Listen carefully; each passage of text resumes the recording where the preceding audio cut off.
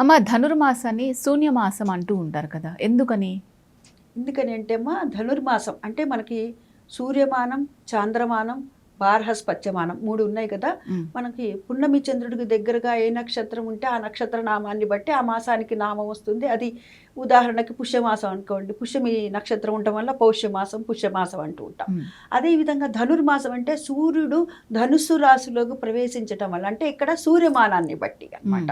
హ్మ్. అంటే ఈ నెల రోజులు కూడాను భగవంతుడికి సమర్పించబడినది. అందుకని శూన్యమాసం అన్నారు. హ్మ్. అంటే శుభకార్యాలు ఏమీ జరగవు. హ్మ్. వివాహం జరుగుతుందా? జరగదు. అదేవిధంగా గృహప్రవేశాలు ఉంటాయా? ఉండవు.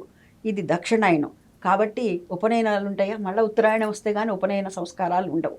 కాబట్టి ఈ శుభకార్యాలు ఏమీ కూడా ఉండవు. హ్మ్. అందుకని చెప్పి ఈ ధనుర్మాసం అంతా కూడా భగవంతుడికి అంటే ఆ విష్ణుమూర్తికి, లక్ష్మీదేవికి సంబంధించినటువంటి మాసంగా భగవంతుడి నామంలో, భగవంతుడి సేవలో, భగవంతుడి కైంకర్యాల్లోనే మనం ఉండాలి అని చెప్పి ఇటు దైవపరంగా గమనించినట్లయితే